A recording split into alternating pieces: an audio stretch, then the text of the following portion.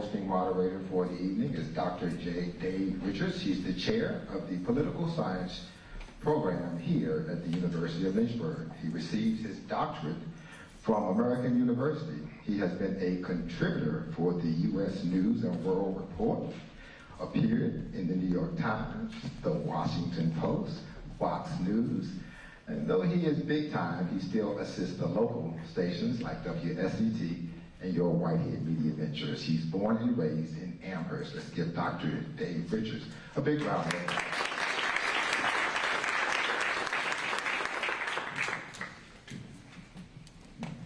Okay, so we're going to get the evening started off tonight with introductions, and we're going to go left to right by ward and alphabetical just to make it easy to remember.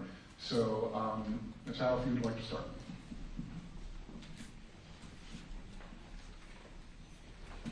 All right. Thank you for having me. My name is Democratic Howe, and I'm running for City Council. It is great to be back on campus. I graduated from here, and so did my husband, although we did not meet here. I am running as an independent because your needs come first, not a party agenda. I want great schools, safe streets, and sensible taxes. I currently work as a zoning official for the City of Lynchburg and as the chair of the board of directors for our local transit system. I've experienced in mental health, homelessness, nonprofit, small business, and legal sectors. I know the needs of this city because I've been serving the city for years, and I'm ready to do more. From foster care to public service, I've seen firsthand how small actions can lead to big results. I'm the only Ward 1 candidate to save taxpayers money through policy implemented in the city. I have tangible ideas to help improve your life, and I'm able to get started on day one. I was born here, raised here, and I am ready to serve. I want to do more with less, and I humbly ask for your vote. Thank you. Good evening, my name is Randy Smith. I am the Democratic candidate for Lynchburg City Council in Ward 1. I've lived here for 30 years in Lynchburg. All 30 years have been in Ward 1. I am a blue-collar small business owner. I've done that for 16 years. Prior to that, I was a mechanical engineer with Framatome, and I did that for 17 years. I am the product of public schools in Richmond, where I grew up, and I consider myself to be a community advocate, a community builder. I'm running for City Council because I believe that we are no longer on the path to progress. This Lynchburg is not the Lynchburg that Leighton Dodd and Bev Cosby dreamed that we could become. We are no longer on that path, and it's time for us to refocus on the common good, on the greater good, in an effort to help all of our neighbors throughout the city. Thank you. Good evening. My name is Jacqueline Timmer, and I am honored to be the Republican nominee running for City Council in Ward 1. We must recognize the programs that incentivize business development of dilapidated properties. I say this because we need to get back to a place where we are focused on a vision for where we're able to go as a community. We can do this with schools, we can do this with economic development, we can do this with public safety, and we can do this with our infrastructure. There's been a lot of conversation about civility, and civility is important. It's important because we must recognize the intrinsic value of every individual that we interact with. But we need to get past that conversation and get past the blame game and get back to a place where we are having a conversation about where we're going as a community. And I believe that we do that when we focus on policy objectives. I would be honored by your vote for City Council Ward 1, and I'm honored to be here tonight. Thank you so much. Good evening, ladies and gentlemen. Good evening, ladies and gentlemen. My name is Rodney Hubbard, and I am from Lynchburg, Virginia. I was born and raised here. I went to nursery school here. I went to elementary school here. I went to middle school here, and also high school. Graduated from E.C. Glass High School, and a honoree of the 1988 state championship team. And the reason why I got into the race is very simple. We need new leadership in Ward 2. Ward 2 is the poorest ward. Ward 2 has the highest crime rate. Ward 2 has the highest poverty rate, and it has the highest homelessness rate, and has the highest for non-home ownership. And so it's time for new leadership. And when you see other wards thriving, like Ward 1 and Ward 3 and 4, they're thriving. There's no crime. There's no homeless person hanging around on their street corners. There's no high crime area. So we as a community, as Lynchburg City, have to start looking back at the people in Ward 2. They're being left behind. They're being forgotten. Even the ones that are incarcerated in Lynchburg Regional Jail. Those young men and women in there that have not been convicted of a felony, they have a right to vote. And you know, I went to that jail just the other day, and I experienced something I never experienced before. And these young men and women are being left behind. And so we have to do something as a community. And we cannot continue to go down that same path. The leadership that we're under Ward 2 is failing. Our schools are failing, our families are failing, and our kids are dying on our streets in Ward 2. That's a serious problem. So I'm running for Ward 2, and I want to earn your vote. I'm Rodney Hubbard. Thank you for inviting me here tonight. I am Tori Howard, independent candidate for Ward 2. And we all know that we're facing some crucial times right now, and that's going to warrant change in this moment. So I'm fully dedicated to making it better within my ward and throughout all of Lynchburg, okay? So I'm running for city council because I believe in reviving and rebuilding Lynchburg, okay? Again, reviving and rebuilding. So that's gonna require work, hard work, and dedication. So while my education and career have been shown, it shows dedication, it shows growth, it shows service, I won't focus on that today, okay? Because we can find all that on our websites. We all have websites. So instead, I'm here to talk about the needs of my ward and Lynchburg, okay? Not my accomplishments, but many candidates will spend their time, you know, listing their accolades and things like that. But I'm here to offer wisdom, okay, and common sense. And that's what we need in this moment. So as an independent candidate, I have a unique perspective for this ward, Ward 2, and it's not tied to any party lines. Okay? That's the loveliness of being an independent. So this allows me to focus on what's best for my ward alone and single-handedly. Okay? So I speak in the name of community, and that, again, is reviving and rebuilding Lynchburg. Thank you. Good evening. My name is Jolan Wilder. I'm the current City Council member for Ward 2 for the city of Lynchburg. I'm from Lynchburg. I grew up here, been here all my life. I lived in D.C. for 10 years, but I commuted back and forth every weekend because I worked with the mentoring program in our church. Over the past 30 plus years, I've dedicated my life to change lives in my community, mainly in Ward 2, but also all parts of our Lynchburg, not just Ward 2, but all parts of our city. Again, she talked about accolades. I could go over and list several of them, but again, because the work that I have done has spoken for me, I'm not used to talk about myself personally, but again, I'm thankful that the city has entrusted me. I've served 9 years on the Lynchburg School Board, the last 3 years as vice chair. I served 8 years currently on Lynchburg City Council. I want to continue the work that I'm doing, continue to work with home developments. Right now we have the new Florida Terrace. We're building 30 plus houses on Florida Avenue. We're building the Curlin's Place, 48 new units for low income housing and townhouses on Florida Avenue as well. And also we're working with the Lighthouse Beloved Community is building 30 plus houses for low income residents in Ward 2. I want to continue the work that I'm doing. I started a STEM center where we're educating people about STEM jobs, about mechatronics, about nurses aid, about other career programs that have a great, much higher living wage. One young man went from making minimum wage at fast food to now making over $30 an hour. So we do that, we work together, not because of a party. I'm not tied to a party. I'm a Democratic candidate, but again, I'm a Lynchburg citizen. That comes first before any party, whether it's Republican or Democrat. It's about what's best for the city of Lynchburg. Thank you. Good evening, everyone. Thank you, University of Lynchburg, for hosting us. My name is James E. Coleman, Jr., and I'm running to represent Ward 3 because I believe this election isn't about politics, it's about the future of our great city. I want to be a part of the solution. That's why I've dedicated my life to public service.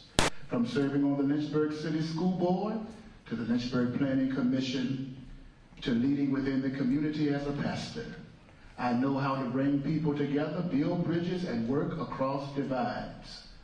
Unlike my opponent, Kurt Deemer, who would continue the legacy of division, dysfunction, and underfunding critical services, I have a vision for a united Lynchburg. My priorities are clear: fiscal responsibility, improving public safety, investing in our schools, and ensuring that every resident, regardless of their political affiliation, has a voice at the table. This is not about party loyalty, it's about results. And that's exactly what I will deliver to the residents of Ward 3. I ask for your vote as we make Lynchburg, Virginia, the shining city on the hill and build a future better together. I look forward to tonight's discussion. My name is Kurt Deemer, and I'm running for the 3rd Ward as a Republican for Lynchburg City Council. As you may know, I got into this race a little bit late due to the resignation of Councilman Jeff Helgeson, who had represented that ward proudly for 20 years. When he called me up and let me know he wanted me to do this, I wasn't sure, but I talked to my wife, who is my greatest asset, and I would be remiss if I didn't have her raise her hand. Angie, could you raise your hand? This is my wife, Angie. She is truly the greatest asset and the greatest gift God has given me in my life, and I recently named her as my campaign manager. So anything I do wrong, just talk to her. I'm sure she'll clear it all up. I've lived here mostly, pretty much actually 50 years of my life. When my family moved here in 1974, Dr. Jerry Falwell was starting a seminary to teach preachers how to preach, and he asked my dad to come help that seminary. My mom was an elementary school teacher. She taught first grade at Timberlake Christian, and then I went there for a year, and then she got a job at LCA, so she moved her son over there. And then I went off to college at Liberty University, and guess where Mom went? Mom was the ultimate helicopter mom. She followed me right up to Liberty, where I got a degree in political science, stayed and got another degree in business administration, master's in business, and then went to work for Steve Newman in 1991 as his legislative aide. Started out in City Council, then moved on to the Virginia House of Delegates. I stayed with him all the way through the Virginia Senate. I then went to work for Congressman Eric Canner up in Richmond, Virginia. Actually, before that, I went to work for Governor Jim Gilmore as his Deputy Director of Constituent Services. And public service has been my life. In that position, my job was to help Republicans, Democrats. I didn't care, I didn't ask. It's not mine to decide. My job was to help citizens. And we did the same thing in Steve Newman's office. And then I went to work for Congressman Eric Canner. We did the same thing there. I've had my own photography business for several years on the side that started out of doing a website for Steve Newman and Vance Wilkins. Everybody liked the pictures so much, I decided to become a photographer. Now I do a lot of wedding photography. But public service is my life, and I look forward to helping the city I love, Lynchburg, Virginia, to succeed and prosper in the future. I only know one way to do that, and that's to lead by example. So thank you very much. I would humbly ask for your vote. Well, good evening. My name is Chris Feraldi, and at 25 years old, I was one of the youngest to ever be elected to Lynchburg City Council, specifically from Ward 4. Back then, it was a little bit different. Council was voting to increase your taxes, jobs were leaving the city, businesses were closing, and schools were shut down. We needed solutions. We needed creative solutions. And since being elected, over the last 4 years, I've helped lead the city to bring jobs back, keep our schools open, empower public safety, and make sure we have taxes that are more affordable. My campaign is very simple.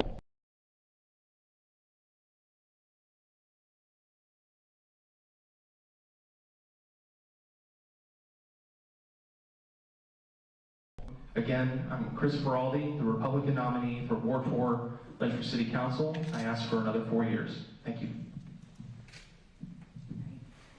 Good evening, Lynchburg. My name is April Watson, and I'm your Ward 4 Democratic candidate for Lynchburg City Council. My family has lived in Lynchburg for over 6 generations. We know how amazing this community can be when we can work together. I have lived in Lynchburg my entire life. I was born here, raised here. I attended our city schools, and I graduated from Heritage High School.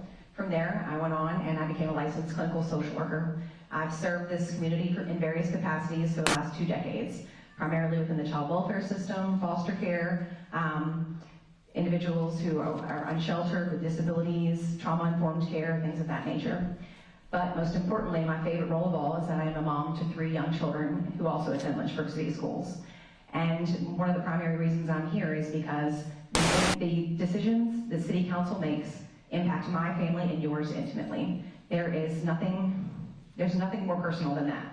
And so I'm here to focus on thriving schools, transparent tax relief, and proactive public safety. I believe in getting ahead of the problem. Okay. I'm sorry, that was me. Hold on.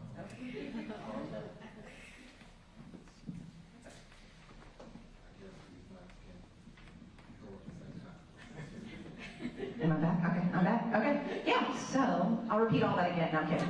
You don't want to hear that again. But no, so I believe in thriving schools, appointing school board members who believe in the value of public education, who are going to roll up their sleeves and get to work.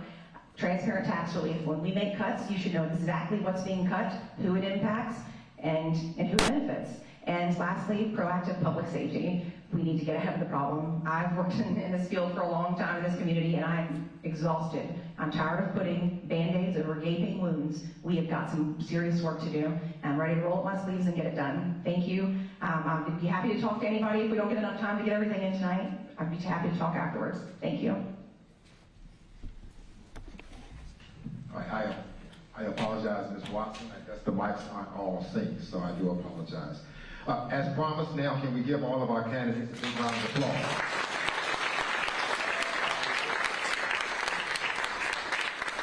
Also, can we give a round of applause for the Virginia chapter of the Links Incorporated who have joined us, and they have voting information available in the back.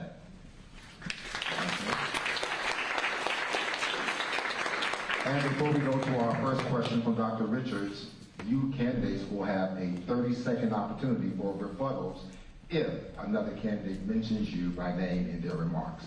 Dr. Richards. Thank you. So we'll get the first couple of questions. We will start with questions that Mr. Whitehead and I have come up with, and then if we have time, we will also address some audience questions as well, although this one that I have has actually also been given me from the audience. So could you give me a concrete example or tell me within 60 seconds what you do to plan to attract businesses and jobs to the city of Lynchburg when you, if you get on city council? 60 seconds to reply to the questions. 30 seconds for rebuttal if somebody does mention your name, to be fair. Thank you. I should have figured I was going first. My apologies. Well, so when it comes to attracting jobs and businesses, we have to be creative because we do not have an interstate, thank goodness. But we need businesses here. And so one of the things that has been really growing has been AI and data centers. And I can tell you right now, we have nothing in our zoning ordinance regarding data centers. I think that is going to be an industry that will boom, and so we need to be looking at that and making sure we have the infrastructure in place to support that. And we also need to be encouraging our college students to stay here after college and plant their roots. So in addition to different zoning incentives, and we need to make sure that we are having the infrastructure and putting in things in place that incentivize families to own houses and for businesses to have jobs. And that also includes keeping our streets safe, because if we're not safe, businesses aren't going to want to come and people aren't going to want to stay. Thank you. I believe that the two most important issues for recruiting companies to come to Lynchburg are also the two most important issues that we're hearing about across the city. All that we hear about are civility on city council and what's going on in our public schools. The things that are happening with city council, the lack of respect and professionalism, show up on a national level. When we're trying to recruit high-paying jobs in good corporations to Lynchburg, those are some of the first things they see when they research our city. Secondly, our schools. You know, if we're not funding our schools properly, if we don't have a best-in-region school system, then that also makes it incredibly difficult to recruit some of these companies into our area. So if we can address those two issues, then that goes a long ways towards making Margette Upsher's job much easier in recruiting some of these companies into our area. I'm going to list off 5 things really quick that I think will really help our business community in Lynchburg. The first is to not raise the real estate tax. Both my opponents have proposed raising the real estate tax. I do not believe that that would help small business. In addition to that, the business license tax. We have an uncompetitive business license tax with the counties, and as such, we push a lot of businesses into the counties.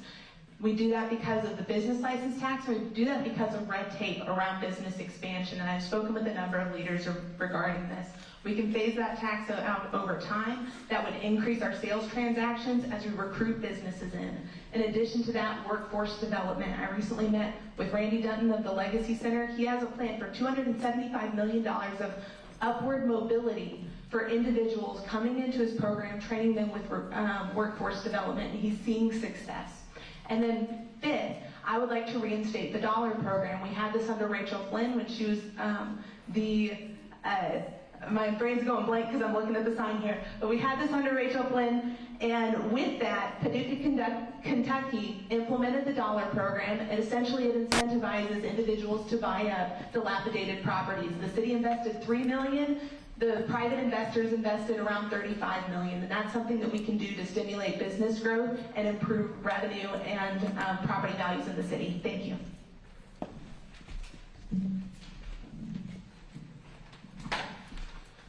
As a city council member, my goal is to ensure that every citizen in Lynchburg, regardless of their background or circumstances, has the opportunity to participate in our economic growth. That includes our less fortunate neighbors, convicted felons, the handicapped, and the elderly. To support these groups, I would push for the following initiatives. Second chance hiring programs. Many convicted felons face significant barriers to employment after serving their time. I would advocate for partnership between the city and local businesses to create second chances. Hiring programs. These will provide incentives for businesses that hire rehabilitated citizens, such as a tax credit, grants, and other forms of financial assistance. We could also establish city-run skill training programs focused on trades and tech jobs that help former felons gain the qualifications they need to secure stable employment. Support for the handicapped, entrepreneurship for individuals with disabilities. I would work to create more opportunity for the disabled. I also would come up with a program that will help incentivize Ward 2, meaning tax breaks for businesses that come back into Ward 2 and open big businesses and hire employees to reduce the employment and also reduce the equity in our Ward 2. Well, one of the things that we can do to bring business development and recruitment is bring in more funding. There's a lack of funding in Lynchburg, especially in Ward 2. So our small business owners are struggling to secure that funding, to launch their businesses, to bring forth their ideas that can grow our ward and all of Lynchburg. So with that being said, we're leading to stagnation when it comes to jobs.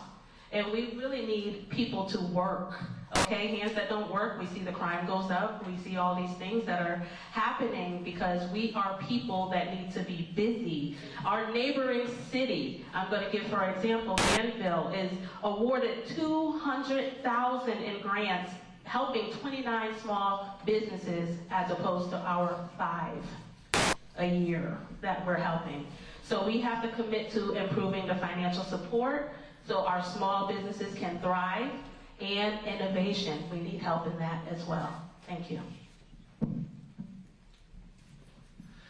You know, one way to attract new businesses in our community is having pad-ready sites. So work with economic development and make sure we have in our budget some pad-ready sites that will attract new businesses that want to come into our area to make it more marketable. The challenge we have in Lynchburg is landlocked. We only have 50 square miles, and we don't have a lot of extra space to build like a mega business development center. So we need to work on marketing the properties that we have. And we do that through economic development and Roger Epster's team, who does an amazing job. So they continue to market the spots that we have to different businesses. Also, the quality of life is important. You might cut this and cut that, but a business is not going to come here if we have bad schools, or if we have high crime, or if we don't have walking trails. So again, in our city, we got to make sure we have a good quality of life, from walking trails to good schools to low poverty rate to also to crime issues. So make sure we are addressing those issues. So in order to have people come to our city, we got to make sure we're addressing all of those businesses, those issues,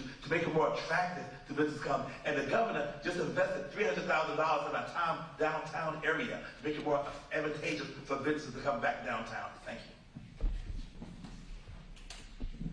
Thank you. Economic development is all about opportunity. And Lynchburg is home to several major industries: Framatome, BWXT, small businesses, healthcare, you name it.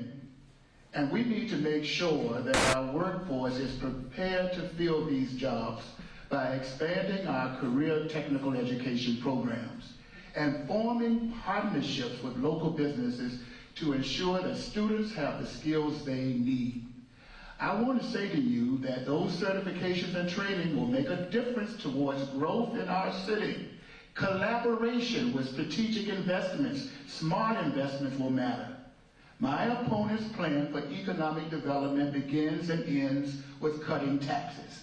He doesn't have a vision for how to grow our economy, create jobs, or invest in the future.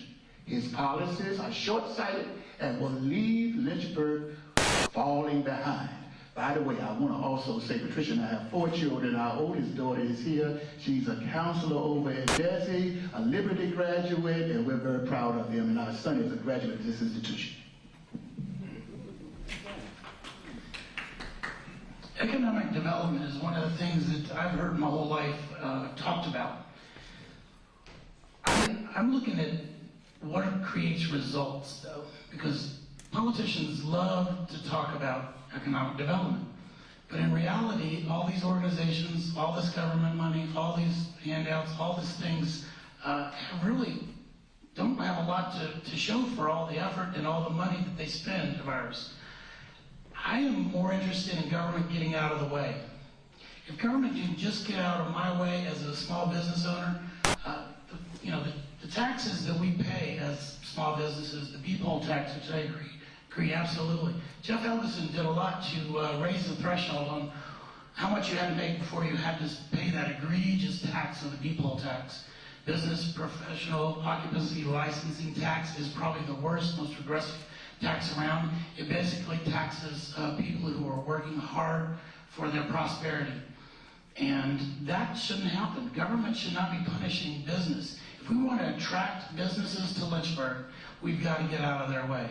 We need to raise that from $150,000 threshold to even higher, if not get rid of it altogether. It really accomplishes so little, the amount that we collect. But if you're thinking about coming to Lynchburg, Virginia, you've got to look at that as a business owner and say, that's a barrier. That's something is as important, if not more important, than good schools. I can tell you, people don't want to move here because our schools don't have the greatest rankings. I mean, this is no secret. We've got a problem with the education in Lynchburg that we need to fix. And if we're going to attract big business, or even small businesses like me, we're going to have to tell them that we've got schools that will help train their kids and prepare them. So, I'm sorry, I can't see the sign behind him. But yeah, just let's get out of the way of business. I don't want to belittle the civility issue, but it's interesting to me that the people who have been talking the most about that as a primary issue are the first sometimes to level personal attacks on me, and that has nothing to do with civility. Let's talk about the issues. Let's talk about principles. Let's talk about policies. Let's leave personality out of it. That's what I would like to do. Please repeat the question. Sure. If you could give me an example of what you would do on City Council to bring jobs or businesses to Lynchburg? It's only fair since she lost a few moments too. So there's a few things, but I want to preface this with, because we've heard a lot about where Lynchburg is going in this realm, and we need to level set it with facts. $500 million worth of investment went into Framatome. That was a partnership with the local government and the state government, led by Governor Glenn Youngkin and our Office of Economic Development. City Council was a part of that conversation. $500 million and hundreds of jobs coming into the city, but the key here, it was jobs were retained. Over 1,200 jobs were retained. The key to economic development, as I've been taught, is retaining the core industries that you have. So that was key at number one. Number two, Delta Star, similar situation. $50 million and over 150 new jobs coming to the city. When we're talking about economic development, from a city council perspective, this is what we do. We take what Richmond is working with, especially under Glenn Youngkin's leadership, we take those investments that they're sending to us and make sure we are retaining the jobs we have. Second point, I know my time is running out. Just last year, we approved a grant for the second year in a row, if not the third. I'm gonna have to fact check myself. Over $100 and something thousand were sent directly into downtown Lynchburg for business development and business growth. We saw, over the last 2 years, we've seen over 245 jobs just in the small business sector alone. So when we're talking about what City Council can do, yes, it's getting out of the way, yes, it's having low taxes, but most importantly, it's making these items a priority and actually allocating them and ensuring we're seeing results for job growth. All right, good evening. So, as a few of you have referenced earlier, in Lynchburg, we are very fortunate to have an amazing Office of Economic Development and Tourism and Lynchburg Regional Business Alliance. Those two entities I consider to be the experts when it comes to economic development. They do a very thorough job. And what I'm hearing them say is, if we build it, they will come. But really what that comes down to is, what I'm hearing recently is spec buildings and pad-ready sites, as Dr. Wilder referenced earlier. In the last few years, Megan Lucas did a great presentation recently, and she referenced the last few years, and what she said is, since 2018 or so, we've lost essentially billions to billions of dollars in potential job opportunities, or businesses moving to Lynchburg, as well as those businesses would have essentially brought tens of thousands of jobs and up to billions of dollars in dollars. Lynchburg sells itself. Lynchburg, we know, we love our parks, we love our trails, we love downtown, there is something in every aspect, in every piece of this community, there's something that I'm sure every one of us in this room can name that we love. Really? Time's up? Kurt didn't follow the time. I'll follow the time.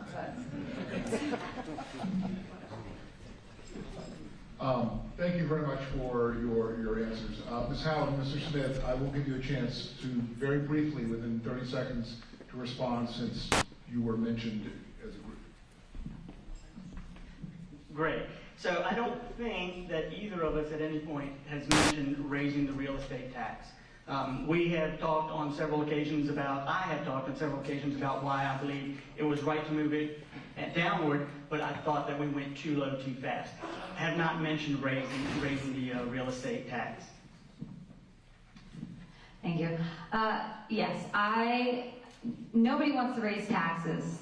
And that's misconstruing what I have said, which is that if we are in the position where we can lower taxes, that I would like to see the car tax lowered, not the property rate. And that's because only 65% we have a homeowner rate of 65% according to the census, whereas the car is 95%.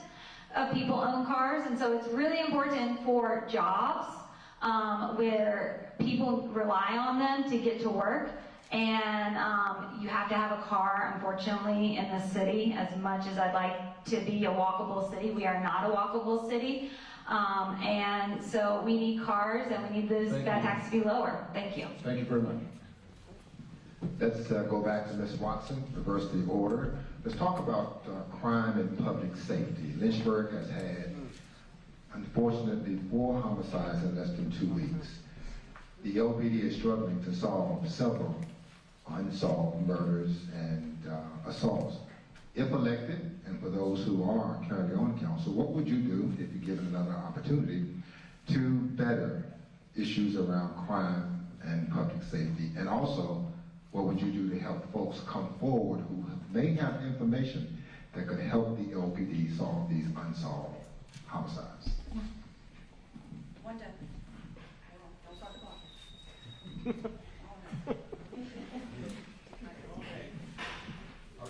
All right. One death is too many. And what we know in Lynchburg is that even just this year alone, we're already up over 50% of the murders that we've had last year. And those are just the ones that are reported. And I mean, when I say that, well, I don't have enough time to go into my details there, but I'll skip that part. But since last year, those numbers have increased significantly in just 1 year. A lot of the things that we hear about public safety talk about investing in our police department and raising salaries and vacancies, all of which I support. And City Council's done a great job of funding those things. But if we want to end violence, if the goal is truly to end violence, we invest in the front end. By the time the police knock on your door, it's too late. And so again, Band-Aids don't get big wounds.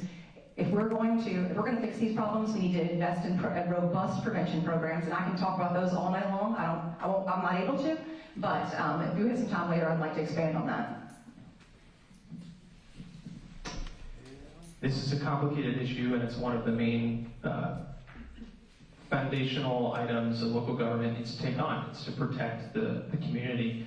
I've been endorsed by the Police Benevolence Association because, as I understand it, they believe in my vision for public safety. They know when it comes to empowering our officers, to making sure we have enough prosecutors to put bad people away, they know I'm going to have their back every day of the week.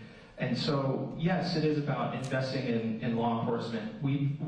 4 years ago, we had nearly 30 vacancies in our police department year over year. That's down below 5 now. The same thing applies to our fire department. We're at 0. The same thing applies to our dispatch center. When we look at the things we've done on public safety, it's strong. But we need to take the next step. And the next step is continuing to partner with organizations like Horizons for Behavioral Health. Mental health is a major item that a lot of us on a bipartisan basis are seeing must be emphasized. So we're doing 2 things. One, we're bringing a mental health clinician to go out and partner with law enforcement officials in the streets. And number 2, we are allocating $4.1 million to bring a mental health facility to get more officers back on the street. Those are 2 things we can do. Public safety is another one of those terms that can mean so many things to so many people, and politicians love to tout their ideas on how government is going to solve these solutions. I've worked in government most of my life, and they will never end violence. No matter what you may believe, that is not going to happen. Violence comes from the heart, and government really has no business trying to regulate the heart. We as a people have to look in the mirror a little bit and understand that the problem is us. There are things that government can do to help punish the crime after it's taken place. But prevention, absolute elimination of violence, that's not going to happen. I think ultimately churches can do things, pastors can do things. I would just like to close by calling the name of the 3 who recently passed away to help us remember. Micah Cush Gaudio, Anthony Dwight Davis, which was in my World War III, and Christina Hamilton. Let's remember them, and let's all try to do better, and let's let it start with us. Those individuals, I have been to the scene of the crime, talk with the families, hold their hands as a local pastor. Listen, literacy is public safety. Our police department, Commonwealth Attorney and Tandem are doing all they can to address violence. We're going to need police and community relations to improve by full participation of the entire community. I serve as the chaplain of the Sheriff's Department, and I've had an opportunity to be engaged with our police department, receiving one of their highest honors at one point. But let me tell you this, when you tune in on Tuesday to see a council meeting, and you see leaders demonstrating the opposite of what we want our kids to act, we are the problem sometimes. And I want to know why my opponent scrubbed his social media pages and why he often demonstrates through proven documents that he calls people clowns and treats them in a derogatory manner. He can answer that.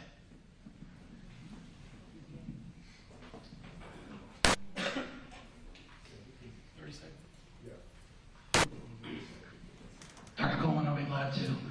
I am, unfortunately, Mark Zuckerberg has disabled my account. I had actually had over 5,000, I think I had 5,000. I think that was the limit of friends that I could have on my Facebook. And I'm very vocal, and I've never been shy about my opinions. Anybody who knows me knows that. I do believe that policy and principle is the primary thing of politics, not personality. If you hear me talking about people's personality, you're free to correct me. I don't want to do that. But ultimately, policy is fair game. And as much as I like you, I think your policies are horrible. Okay? And the folks I talk to that have understood your 9 years on school board, they also have the same thing. So. Okay, thank you. There's various ways we can reduce crime in our community. Over the past 30 years, let me go over a list of what I have done.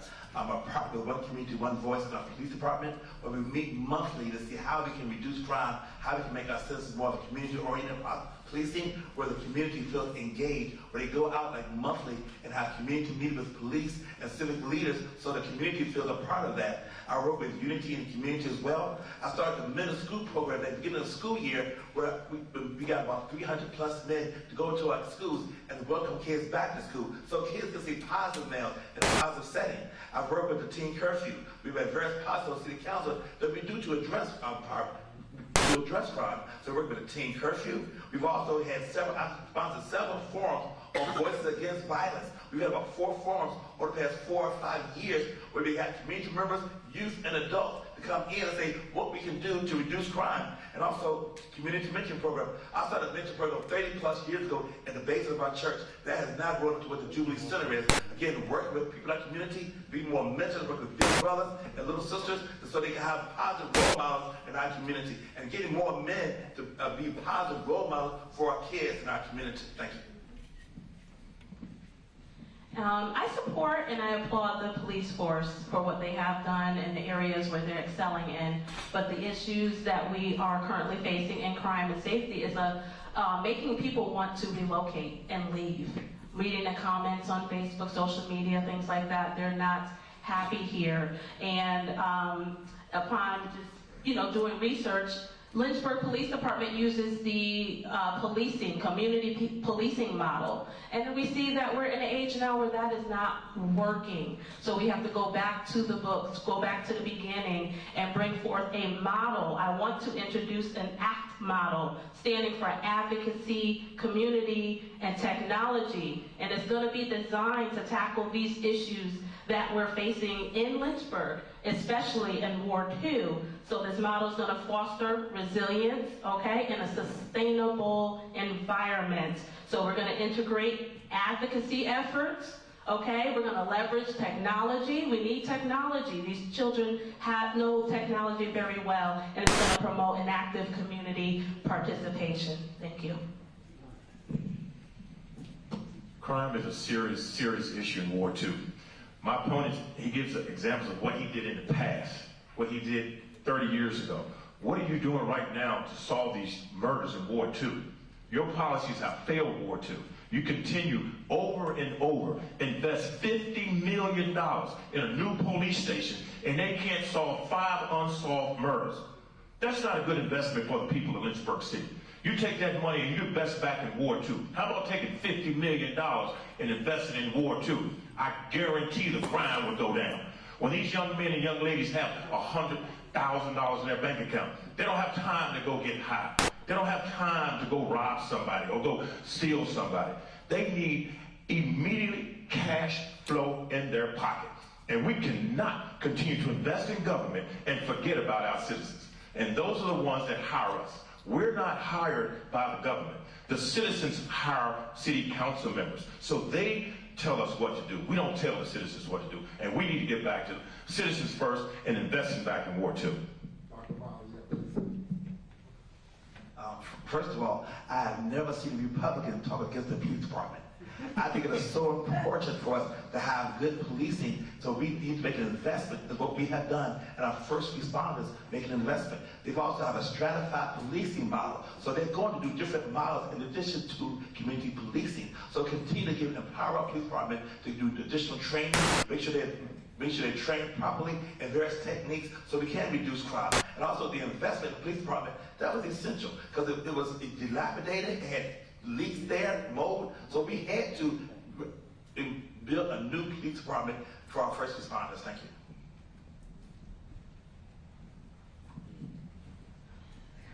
We've been talking about prevention, we've also been talking about response, and really when it comes to public safety, it's a both and. And there is a serious need in the schools, and there's a serious need when it comes to the academic performance of our schools to get kids to a place where they are workforce ready when they graduate. And part of that is incorporating trade opportunities in the schools.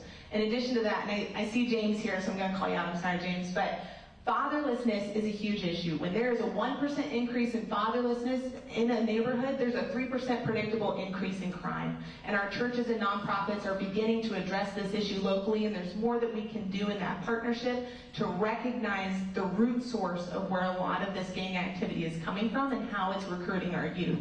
But in addition to that, there is the response component, and that's extremely important. I'm also honored to have the endorsement of the Police Benevolent Association, Sheriff Don Sloan, and Commonwealth Attorney Bethany Harrison. And part of that response is addressing what Vice Mayor Feraldi acknowledged, the CTOs that are taking officers off the streets where they're not able to address mental health cases. That can be addressed through Horizon Health. It can also be addressed in the fact that there's a recognized shortage of about 25 officer vacancies that are not recognized positions yet that need to be added to the police force over time. So as Chris has mentioned, the city has done a very good job, city and city council, in supplying the funding to ensure that we have full staffing for the LPD. They're doing some creative policing techniques with their stratified policing using data to determine exactly where they need to be. But what we need to do next is invest in our people. We have a 20% poverty rate in this city. That is twice the poverty rate of the state of Virginia.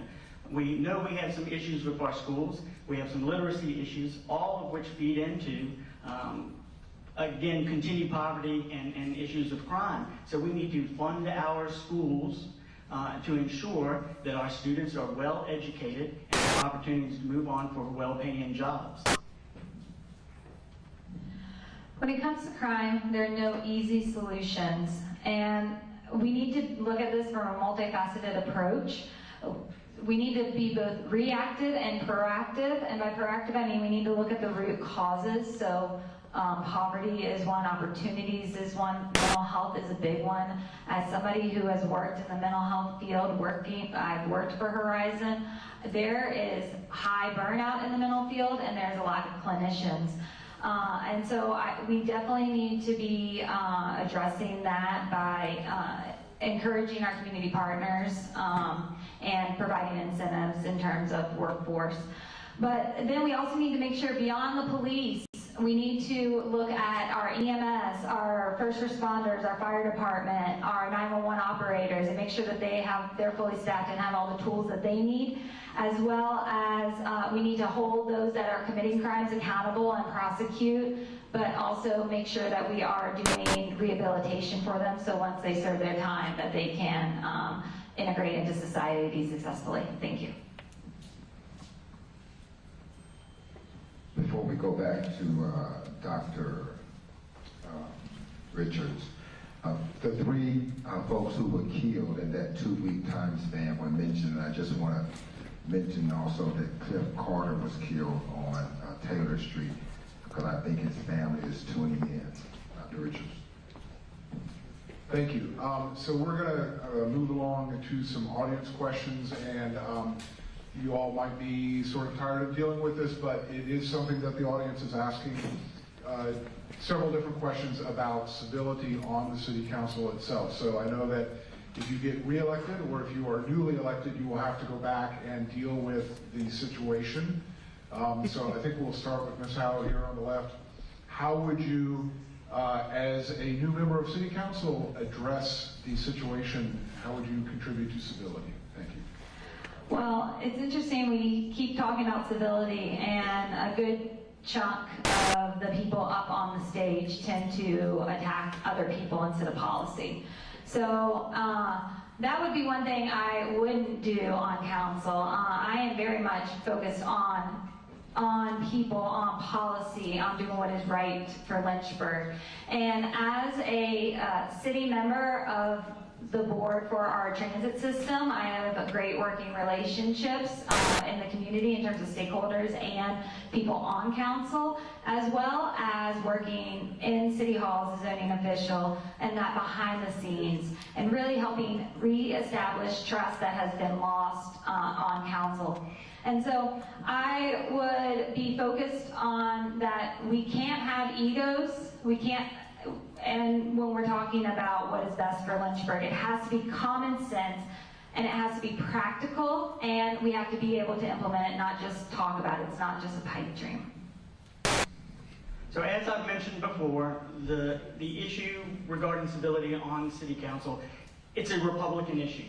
There are two and a half factions on the Republican Party, and that is where the issue lies.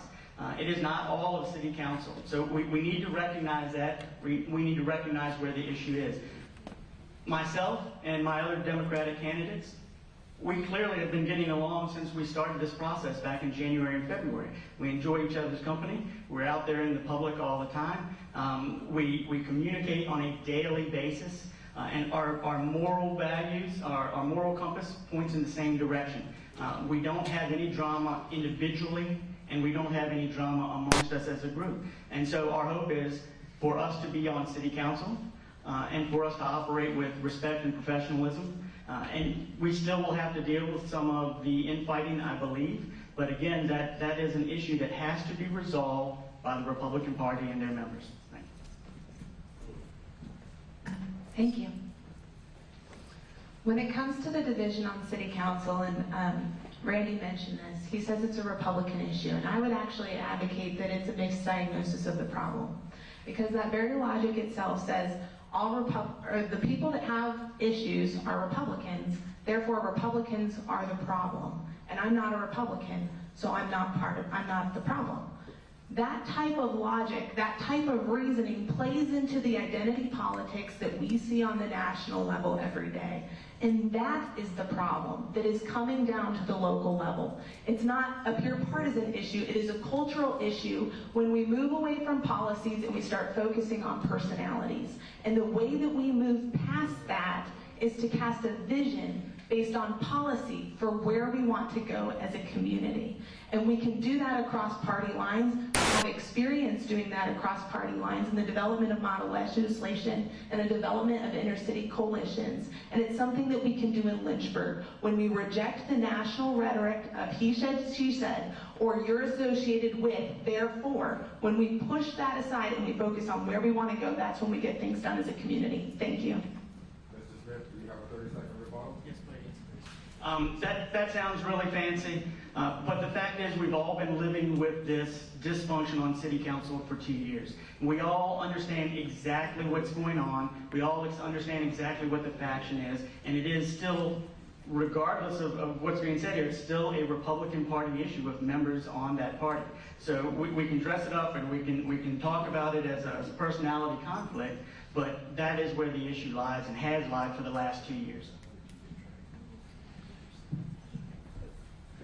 Civility, that's a good question, right? When I become the new candidate for Ward 2, I bring leadership. Everyone wants to think of the Republican and the Democrat.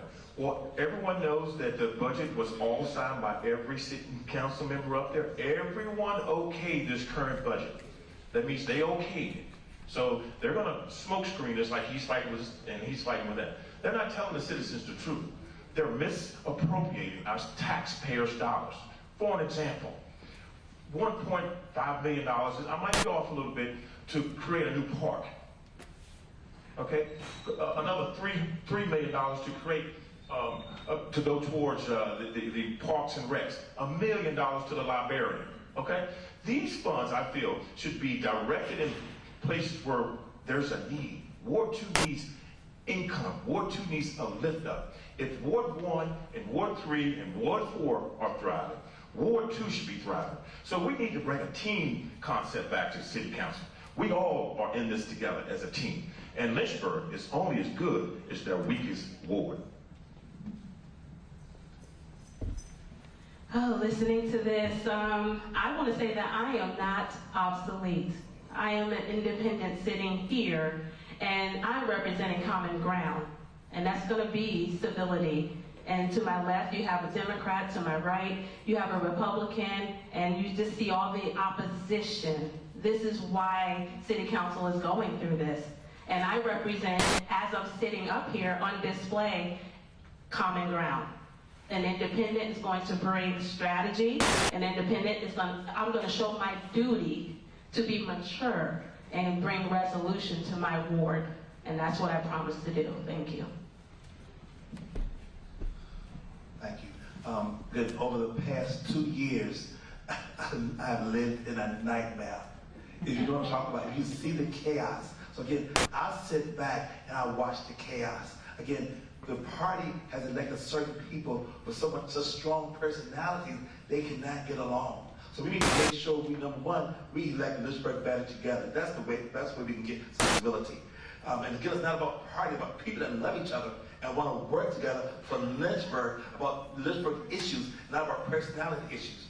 The second thing is, when I look at City Council, I think of all the challenges we have in how they do not work together. What can we do to do that? When you see people not working together, we need to call it out. So that party needs to call it out, the members need to call it, the community need to call it out and say, look, you're not working together.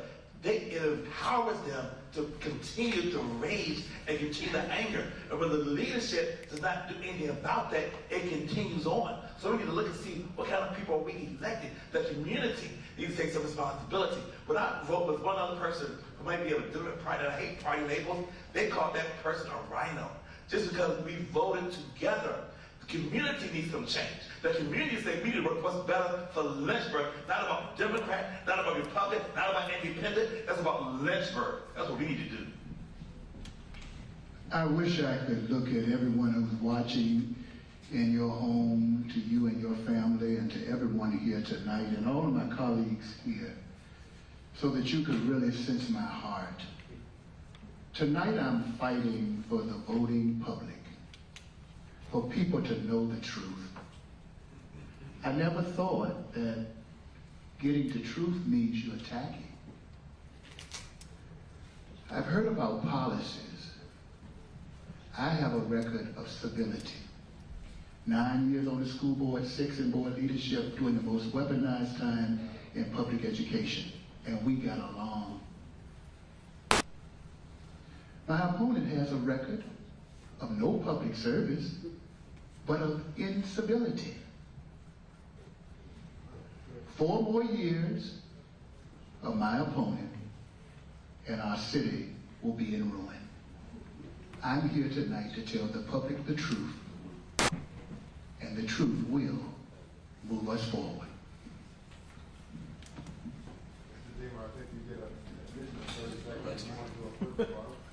Thank you, Andre. Can't have 4 more years of Kurt Deemer because you haven't had 4 yet. So I'm not exactly sure how to respond to that. I have a record of civility.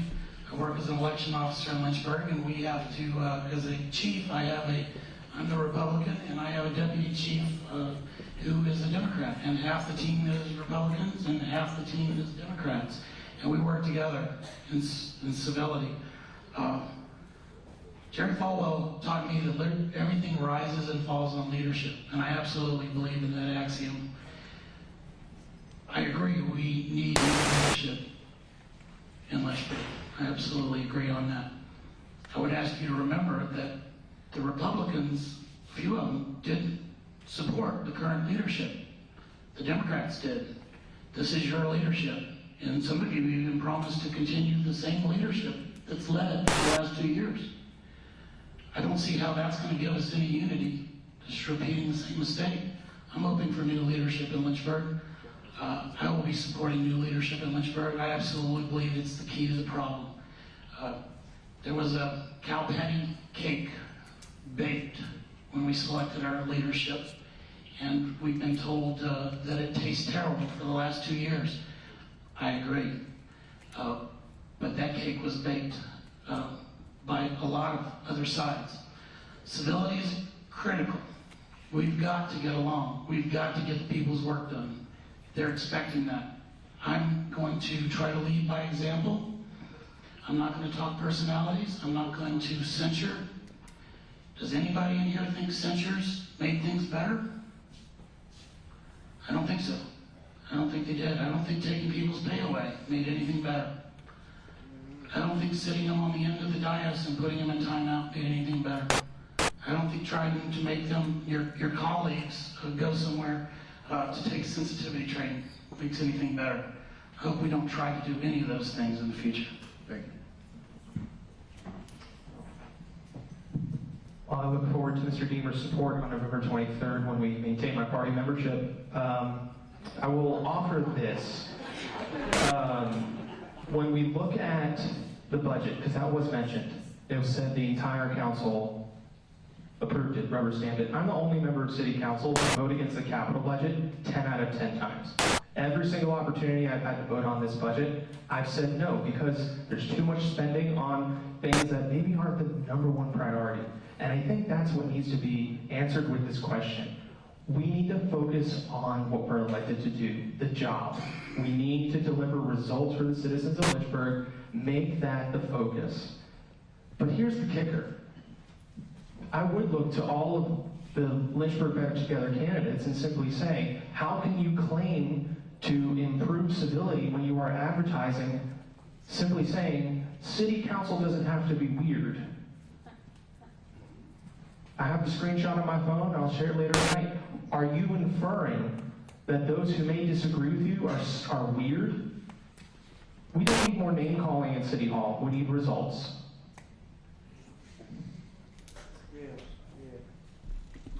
It's important to acknowledge that history is one of the best indicators of future behavior. And so when we sit on these panels and people blatantly ignore the time limits or believe that censures aren't important or that they shouldn't, just keep that in mind when you vote. Keep those things, people who follow rules and people who don't, people push limits. But I said it the other night, and I'll say it again. Lynchburg, you have a choice. You've heard, we're not done yet, but you've already heard some people speak about what their vision is for Lynchburg, what they prioritize. And so when you go to the poll, you get to vote. You get to change the division on city council. You either vote people are out that you don't agree with, that you think are divisive, or you vote in people who you think can get along with others. And it's that simple. I am responsible for my behavior and have a proven track record of getting along with people, sitting in meetings, having hard conversations, and always treating people with dignity and respect. And I will always do that. I don't know that everybody else up here can say that. And I think it's that simple. Though the Vice Mayor's remarks may have been a little comical, your name was mentioned, Mr. Deemer, if you had a 30-second response. Honestly, civility is important, but I think we've beat this horse to death. There are real issues that we need to deal with.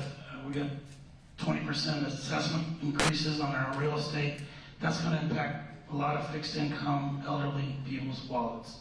And as much as they talk civility, as close as we are up here, I'm able to look at my good friend Dr. Coleman's notes, and when he's got a big section in bold letters is this attack Deemer. Civility means different things to different people. Okay, Dr. Coleman, before we get your rebuttal, the Vice Mayor also mentioned the group in terms of lack of civility and what was said. So maybe can we have one spokesperson for the Better Together group to rebut? That's not in the rules. It says if you name someone by name. Well, we gave a group an earlier time to rebut. So we're just trying to be fair. Said it by name. So. All right, we'll go to Dr. Coleman's rebuttal. Sure, and thank you, sir, for your preoccupation, for your misinterpretation of my notes. But let me just quickly say this. You shared in the news in advance that you've received some powerful advice, sir.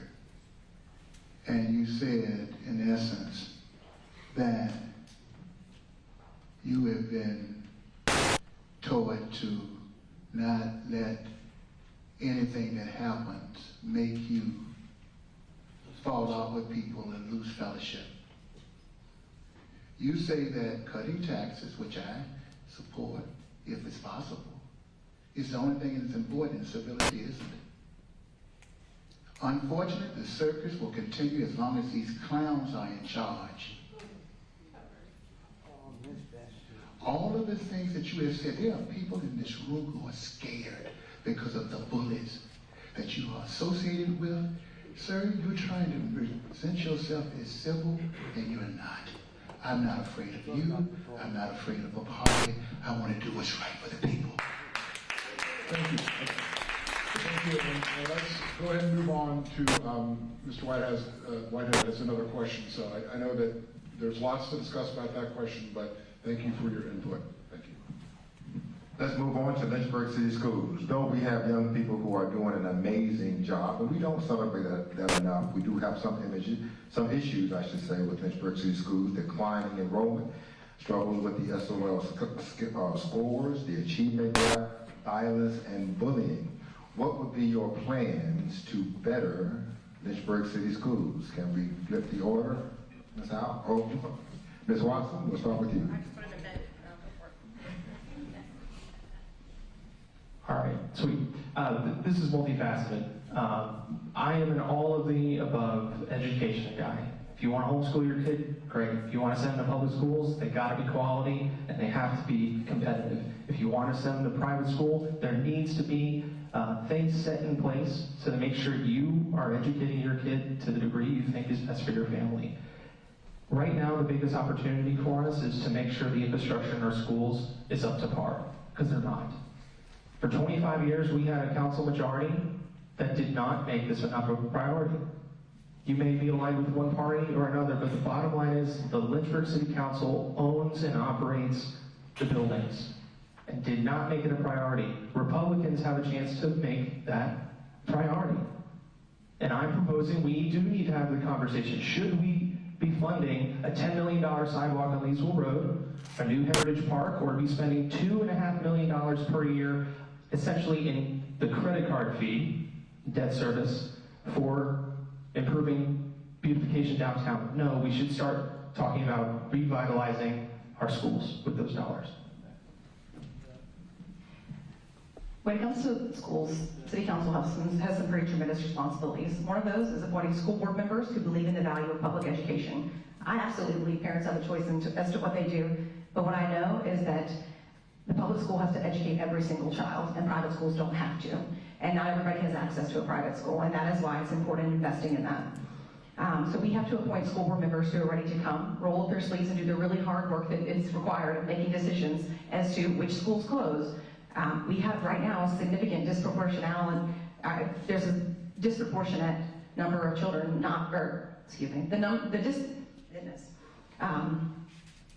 the test scores are significantly disproportionate based on race. And the school board just decided to disband the equity task force, which is equity. So we have tons of problems. And it starts by appointing a school board who is ready to do that, ready to do the hard things, and really does not treat the school board as a stepping stone.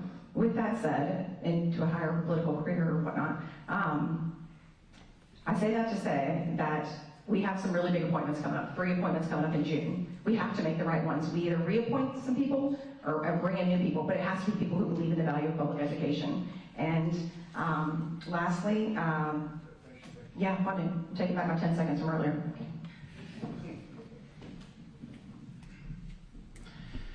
I think we've talked about the last 2 years or the past too much. We need to really start focusing on the future and be positive. Clearly, we've got a struggle with education in Lynchburg, and leadership is part of the issue. One of the things as part of my 3-point plan to improve education in Lynchburg is to create consistency. It takes 3 to 5 years to turn around a school that has lost accreditation. And a lot of our schools have lost accreditation. 3 to 5 years is what I'm understanding from actual superintendents in local counties that it takes. So that's a serious thing. We can't just flip a switch and turn that back on. One of the things that needs to happen is there needs to be consistency with the principal. We can't have a revolving door for principals and teachers, really, for that matter, too. Kids deserve a consistent leadership of their school. They need to know that their principal is going to be there and is there for the long term, and it's a community effort with them, and the teachers are going to be there, and they're going to get to know their students, and the students are going to become comfortable and trust the principals and the teacher. Investing in the backbone of our community, public education, in a responsible way is what I want to do. Right now, we are 24th out of 26 cities in relationship to average teacher pay, lagging behind our neighboring areas of Danville, Charlottesville, and we must do better. I want you to know that the experience that I bring to the table will help us to work with council, the school board, and you, the public, to do what's right by kids. I want to also suggest to you that it is interesting, as I have been endorsed by the Lynchburg Education Association, that I also have with me some statements here. One from Sheffield Elementary, that in the last year of my service on the school board, there were 3 schools who received the Virginia Department of Education Continuous Improvement Exemplar Award. I'm telling you, you got to know what to do with these schools. I have the experience, and I'm ready to go to work to fight for our kids. Thank you. I have a strong passion for education. So 30 years ago, I started tutoring kids at our church. 25 years ago, we started a nonprofit to work with tutoring. Not just 30 years ago, 25 years ago, but to this morning, I was tutoring kids in our school program. So not just saying what we're going to do, that's what I continue to do on a daily basis. Because I saw the need, I saw the divide, I saw the challenges, so I took hold of the reins myself and what can I do? What can Sterling do? He started a tutoring program. So we're working with kids in our school programs, working with our parents, working with our teachers to make sure our kids are getting the support they need after school. Also, we've done several workshops called You Matter. We work in parents, we work in teachers, we work in educators. Say, how can the parents support their children in education? So whoever is a part of that. And then we had another workshop for community leaders. How can we get more churches, more faith community, more nonprofits, more other agents, businesses to partner with our school system to make sure fill that gap? Parents, we can blame parents for things. Parents can't do everything, but in the community, we all say we love Jesus and all of that. What are you doing to support it? What can you do to help out? Are you doing a school program? Are you doing a mentoring program? So continue to empower our community to give them resources. This is how you can support your school program. This is how you can support your school system. This is what you can do. And make sure you support the good school board members that have a passion for education and love for our children. Thank you. I stand for fighting for our school system, but I am still concerned why there is no capital set aside for our school systems. Because this is why we are in the predicament we're in with the schools having to, make a choice, because there is no money set aside for the unforeseen. So that is an issue. And, while we need public safety, we need our law enforcement, it's unacceptable to be funneling millions into the police department and leaving the school system, just hanging to dry. And, we have to fight for these schools, and it's going to begin with restructuring and adjusting the budget to where these schools can receive the money that they need. That's the root. There's no money there. Thank you. Ladies and gentlemen, we have two gentlemen that have been in the school board for over 18 years. And our school board and our children have been failing for those 18 years. So it's time for new ideas. It's time for a fresh face. It's time for someone that knows leadership, that knows teamwork, that went to a nursery school here, went to an elementary school here, that received paddles. Okay? I have a teacher sitting in the back. She took me to the office and I got paddled because I wouldn't go to nap time. And guess what? The next day, I went to sleep. Now, I'm not saying bring back paddles, because I know everybody's, that's a phobia. But if it worked for me, it should work for them as well. However, let's get back to the matter at hand. It's time for new leadership. And we have to become one team in Lynchburg. It's not a Ward 1, a Ward 2, Ward 3. It's a Lynchburg ward. And all of us have to stand up and bring back Ward 2. Let's make Ward 2 great. Let's make Lynchburg City great. Let's make our education system great. And the only way that Lynchburg's going to be able to do that is with new leadership. And I'm the guy to do it. It's us for the own record. When I was on the school board, 16 out of 16 schools were accredited. So I'll thank God for our school system. Thank you. When my colleagues, some of which are tonight, there are 9 members on the school board, we do it together. When I got on in 2014, we had a pay freeze for teachers. We've been working on that. We need the current council, hopefully I can be on it to do something about it. But 7 schools were accredited in 2013. We got up to 14 of the 16 at the arrival of COVID. After COVID, in 2023, we're getting letters from the Virginia Department of Education, Marvin Bass, Sheffield. Do you see what I'm saying? Suggesting that these students are improving tremendously. I don't know what failing schools mean, but that doesn't sound like failing schools completely. We're moving forward.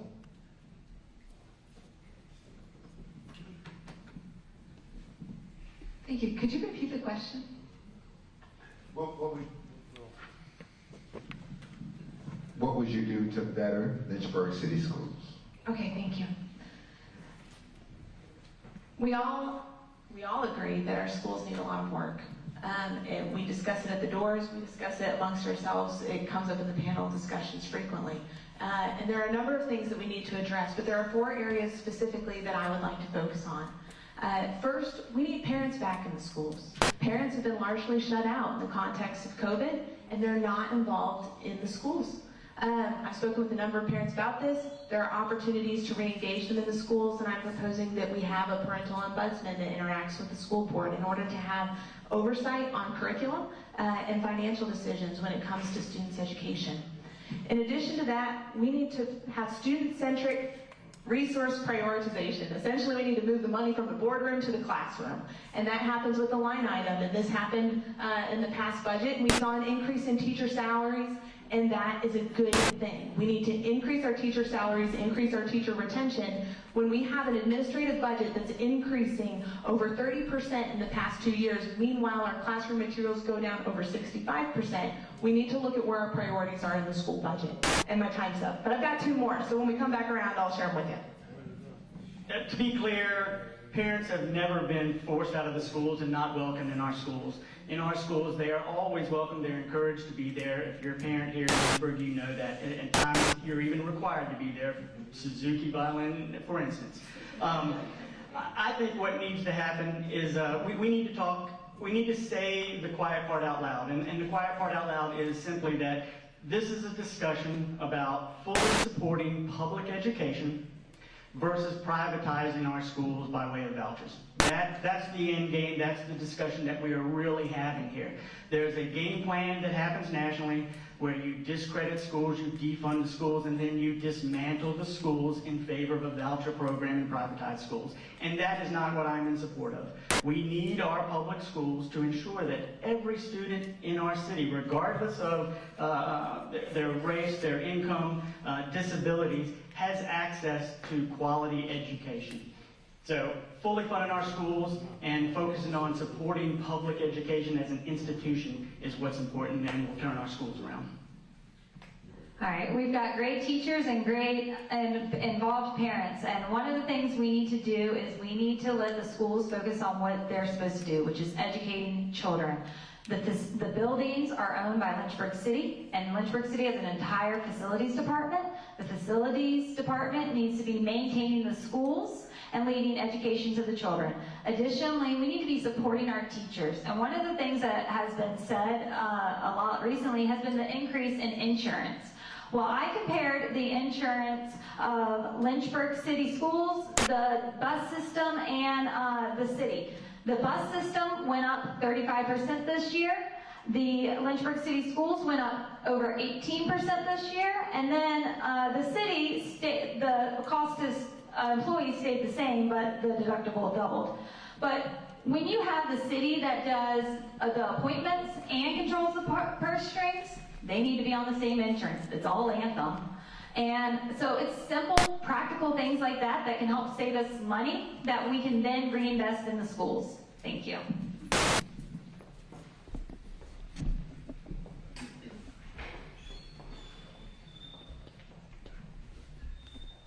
All right, we have a question from the audience. This is directed to the candidates for Ward 2.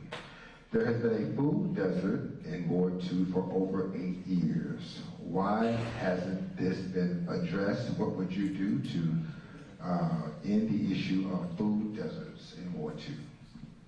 We'll start with you, Ms. Howard. Well, this is an issue as well, yes, in Ward 2, but what I'm noticing is that we need a food delivery service. We don't have all of the necessary things that we need, we can have here in Lynchburg. So food service in Ward 2, although we have like the meals, what is it, wheels, yes, you know what I'm talking about. Yes, we have that, but that's for our seniors. So what do we have for those that are struggling financially? For the single parents out there? For the children that are not in the schools, how are they eating? So we can come together with volunteers, we can go ahead and have an easy registration, we can bring this delivery service to Lynchburg, to Ward 2 primarily, to stop the food disparities. And that's something we don't have.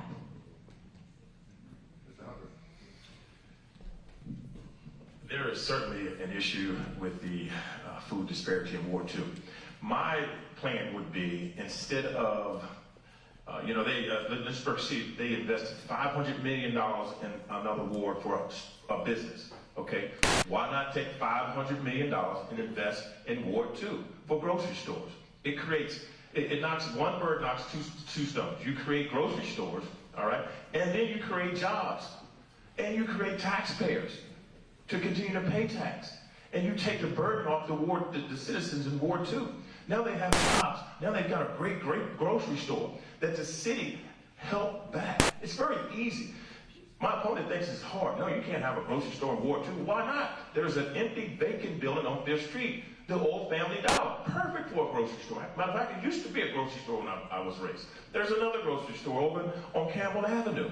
So there's plenty of buildings that we can invest back in Ward 2 to create a way that we eliminate this food desert. I never heard of a food desert when I was growing up. Never. Because we always had good grocery stores and we had local stores that sold groceries. So I would invest back in Ward 2 with a big, big amount of money for grocery stores.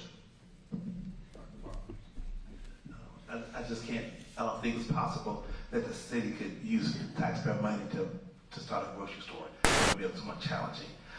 So usually we look for investors outside, whether it's state funding or foundation funding or things of that nature. We've had certain task force that have worked together to try to see how we can come together as a community to bring in resources to do a grocery store. That they met for probably about 2 years or so. Unfortunately, they just could not find the financial resources to make it feasible. Bringing in a grocery store is challenging. You don't have the financial resources to do that. But we continue to try. We're working in the Right community right now and doing the Right Education Center. We're looking to see what we can put there. Maybe we're listening to what the citizens want. Maybe it could be a mini grocery store. Maybe it's a mini food market or whatever. We have different community gardens.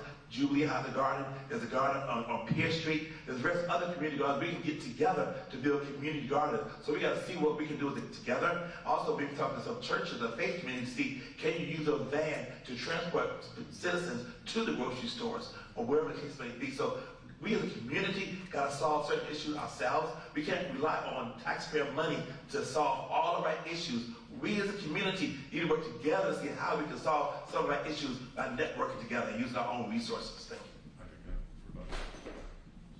you. Okay, he says they don't have the funds for a grocery store, right? They don't have the taxpayer money. But you have taxpayer money, $3 million that you kicked out the Head Start over in White Rock. You got taxpayers' money there. It's $3 million. Why didn't you tell the citizens that? And then you got another $3 million grant that you're using for taxpayers. But you want to invest it into an incubator for what? And you can invest back in Ward 2 for a grocery store, and you're going to sit up here and tell us inaccurate information where the city doesn't have money? That's very inaccurate. And that's why we need new leadership in Ward 2. This question is for Ms. Watson. How can the city of Lynchburg help strengthen Lynchburg families?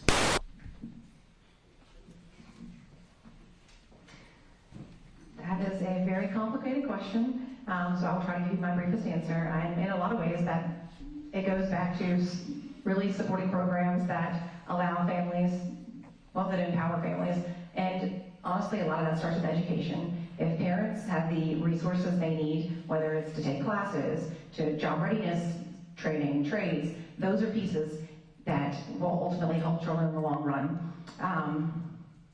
One of the things that I wanted to talk a little bit earlier tonight is how situations, obviously I work in child and social work, so something I see often is an incident happens and then that's it, a traumatic incident. One of the things that I'd like to do as a city is, for example, say you get a call for domestic violence. We should be able to have a social worker that then steps up right beside you, follows you through the process, refers you for resources, and walks you through those hard times. Those positions like that are state funded 80 to 85%. That's something we could be taking advantage of now, and that helps families in the long run. There are almost 200 children in the child welfare, in the foster care system alone in Lynchburg. We're one of the top ones in the Commonwealth of Virginia. We don't have the resources and positions to help these families the way we need to. Though that question was directed for Ms. Watson, did anybody else want to weigh in? Okay, I'm going to move on. This one is for Mr. Deemer. How has your Second Amendment Sanctuary City Declaration impacted violence in the city of Lynchburg? It's a great question. Thank you, Andre. The Second Amendment Sanctuary public hearing was the largest public hearing in Lynchburg history, with the majority of people coming out to support our civil right to protect ourselves and to protect our families. I believe in that very strongly. I am very opposed to new laws. I don't think we need new laws. We need to enforce the laws that we have. I've seen the laws that we have often not enforced. And I know one thing for sure, criminals don't follow the laws to start with. So any new law is only going to impact the law-abiding citizens of Lynchburg. This is not a Republican or a Democrat issue. It never was then. It is not now. All families want to protect those they love. All communities need to be their own first responders and protect the streets and be the people who actually are there when the crime takes place. Because as much as I support the police, they're there 5 minutes later, okay? We've got to protect ourselves. Every father, every mother in here should think about that and be serious about it, because if you love your family, you will protect them. Along those same lines, and this is for everybody, recently the constitutional militia held a muster in Miller Park. If elected, and those who are currently on council, if you're re-elected, what would you do if the militia folks came to city council for an endorsement, as they've done in other localities? Let's go back to you, Ms. Howe. I mean, we have a right to assembly, but I don't see any benefit of, what did you say? Some of these surrounding localities have endorsed the militia groups. So they may seek an endorsement in Lynchburg. So if elected, how do you feel about the militia? Would you endorse their efforts? I mean, we have a right to assemble. I believe in supporting responsible gun ownership and education, but I do not think that there is any benefit to endorsing any private group from a city perspective. We need to be talking about the real issues, the schools and safety and sensible taxes, increasing transparency and collaboration in the private sector. There's so many more pressing issues than talking about a militia. I would not feel comfortable endorsing them. I think there's still some questions to be answered at the state level regarding the legality of the militias. I think those need to get resolved, and even when they are resolved, I don't know that it's necessary for city council to make an endorsement of that type. Randy actually mentioned the Dillon rule component, and I do have questions about that as well. But when it comes to the ability to assemble, I have no issue with the Lynchburg Constitutional Militia, I think as they call themselves. And then also, if you look at Campbell County, it's largely a group that gets together for blood drives. They also do emergency response, things of that nature. So I have no issue with individuals who are interested in emergency response and holding blood drives in the community. I would absolutely endorse the militia. Absolutely. And a lot of times people think, oh, it's a militia because they come, they're going to bring long guns and they're going to fight against the government. That's not necessarily the definition of a militia. Sometimes the militia will come out, and when, just for example, we have a tornado here, right? When the government can't get out to get to your home, the militia will have their own boats and come and take you out of your home when they don't have the staff. So the militia group aren't always bad people. And I think people need to look at a different narrative and stop being so judgmental. Let's open up our minds to have different people, different ideas, and let's work together as Lynchburg. In order for Lynchburg to be great again, we all have to start thinking great. We have to change the narrative. Let's stop being so negative. Every time I'm here, every one of these members up here, it starts off very negative. Let's be more positive. The militia group could help actually Lynchburg. They could help solve some things that the police department can't do or the rescue squad can't do. So we want to, I would, by all means, endorse the militia. While we have the right to assemble, and that is one of our rights, it's more of the bigger picture that we need to be concerned about. And the formation of these type of groups can possibly seem like we have division in our city, right? And we're supposed to be coming together. So when you have this divisiveness, yes, we should, no, we shouldn't, that is the problem right there. So right now, that is not anything we need to bring because we have other issues that are more important right now. So we don't need this type of division. And also that brings a us versus them type mentality. We don't need to bring that here to Lynchburg, right? And our reputation could also be at risk because we could be branded as a hub of extremism. We don't want that. We have to clean up first before we warrant these type of things, okay? So this is not the time now to have that. That's to be discussed at another time. One of the benefits of us living in a city is that versus a county is that we have a police department. We have a fire department. So again, I haven't heard the police make a statement about that, but I don't think they want militia coming in, giving assistance when a crime is going forth. They have an educated and trained police staff and a fire responders that have been trained properly. You know, as an African American male, in the past, sometimes we have had challenges with police over past. It's a tradition, it's a thing that's been documented over time. So we want to make sure our police department, they are trained how to work with different persons, how to work with persons with mental issues. So make sure they have proper training You don't know what kind of training people have. You know where they're coming from. What kind of biases they might have themselves and how they say, I'm trying to be careful what I say. But again, that could be somewhat challenging. So I trust our police department. I'm thankful that we have a police department and we have a fire department that can handle those issues.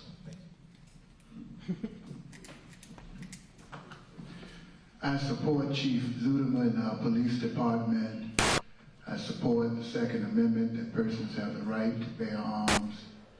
Illegal guns is a great challenge. And so I am one who will, number one, listen to the residents of Ward 3. And I believe Ward 3 believes that our police department is doing a fine job. I'm going to listen to what the residents have to say. Personally speaking, I support what we have. With community support, every street at a time, we can keep our community safe. What I would like to know, with 50 years of dedicated service to Lynchburg, maybe interrupted here or there, my opponent, I would love for him to help lead the largest public demonstration of support for public schools and getting kids ready to not have the challenges that they face today. That is what I support. I think the question was whether or not you would support the endorsing the militia if you're elected. I absolutely would support a militia in Lynchburg. I was attending the muster at Miller Park, saw the good people that were there. They are your neighbors. They are doctors. They are lawyers. There's only one organization mentioned in the United States Constitution, the militia. What they say about the militia in our United States Constitution is it's necessary for a free state. I hear a lot of people saying, oh, I support the right to assemble, I support the Second Amendment, but there shouldn't be anything after that. I support the United States Constitution. The United States Constitution and the Virginia Constitution, by the way, endorse the militia, okay? I will certainly endorse the militia. When it comes to recovering from hurricanes, tornadoes, North Carolina could have really used a very active and trained militia. If it happens again that we get a derecho in Lynchburg, I hope there are 400 citizens in the Lynchburg Constitutional Militia. I know there are, with chainsaws. Police department doesn't have that to help clean up. That's what they did in Bedford County. They cleaned up after the tornado. I wouldn't endorse Samaritan's Purse over the Red Cross in a disaster situation. I wouldn't pick Meals on Wheels over the red truck on 5th Street.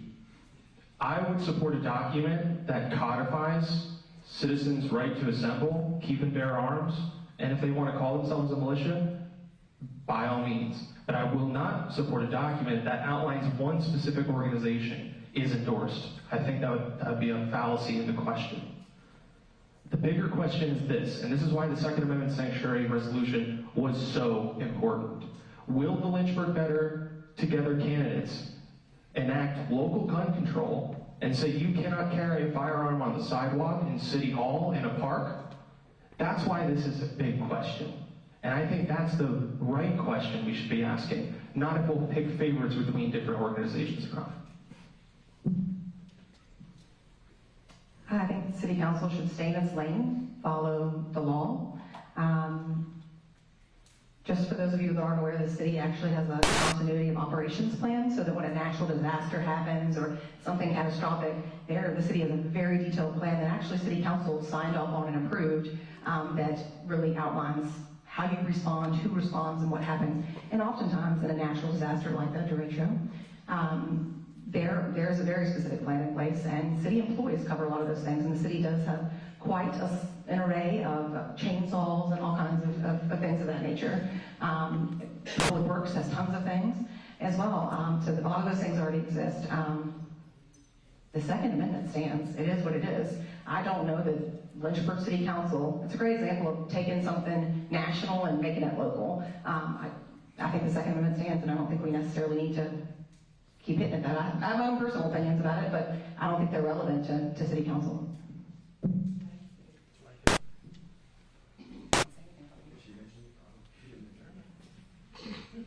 Okay, we're going to move on to at least one more question, hopefully. So there have been a couple of questions sort of around the idea of campaign funding, and I'm sorry, I'm drawing a blank, but I know that a couple of years ago there was a candidate who ran for city council who raised exactly no money. Yes, right, okay. So now, of course, we are in a different era, and there's a lot of money floating around, and lots of campaign signs and lots of things like that. What would you do as a city council member to make sure that you are not influenced by the people who politically support you in an undue or unfair way? And Ms. Howell, I'll start with you. Second.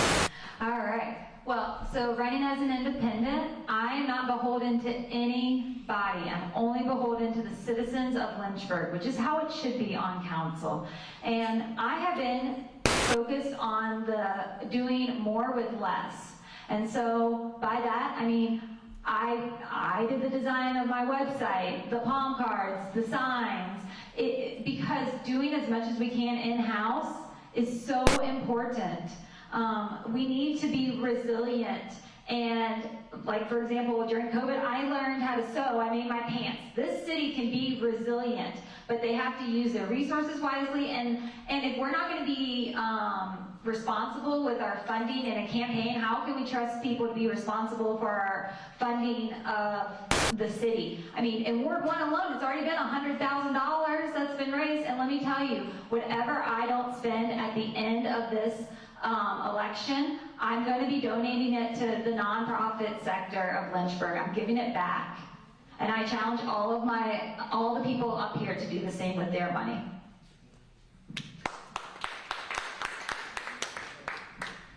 The question is a little odd to me because it doesn't matter if you've raised $50 for an entire campaign or $50 million. The issue of influence remains the same. I think it always just comes down to the integrity of the individual and your willingness to go do the job regardless of the money that was supplied to you, that was donated to you. So that aspect of it, I don't really entirely understand the premise of the question. I think everyone here would go into their job wanting to do the best they can for the city of Lynchburg.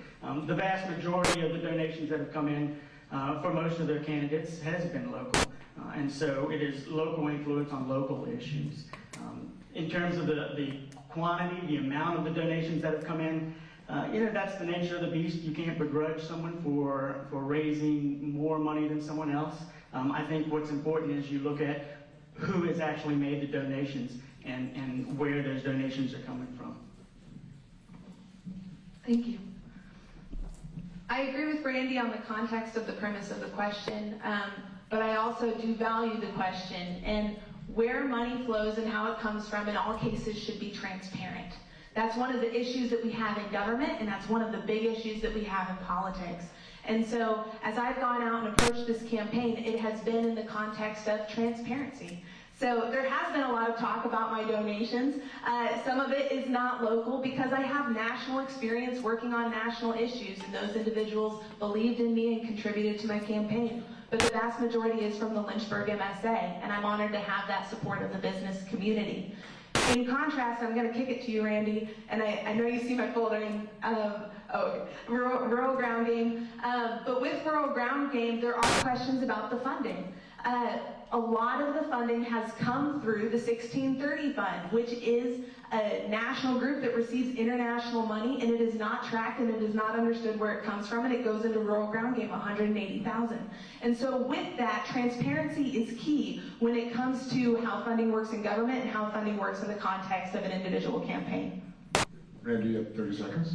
Thank you, and I think this has been explained at length, particularly in the News in Advance article. Rural Ground Game is a political action committee that helps Democratic candidates west of Richmond where they don't get a lot of support from the state Democratic committee.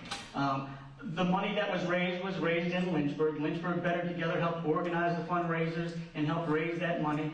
And they are just, Rural Grounding has simply provided the logistics for purchasing the signs and then doing the campaign finance reports. And, you know, if we're going to dig in that deep, I think we need to talk about maybe Patrick Byrne, your number 2 donor, who also has donated $100,000 to your nonprofit organization. He just fled the country to live in Dubai because he's facing some very large civil lawsuits.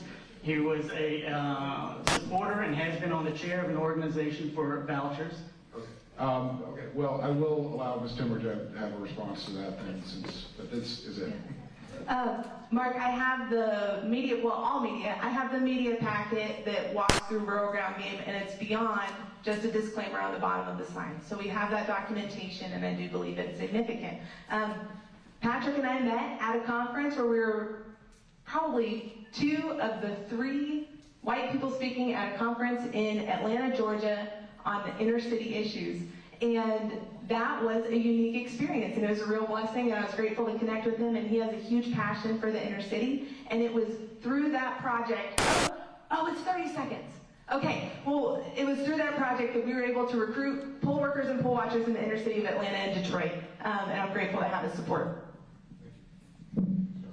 When I become the next Ward 2 city council member, I will ensure that election integrity and election laws be followed. For an example, and conflict of interest will be followed.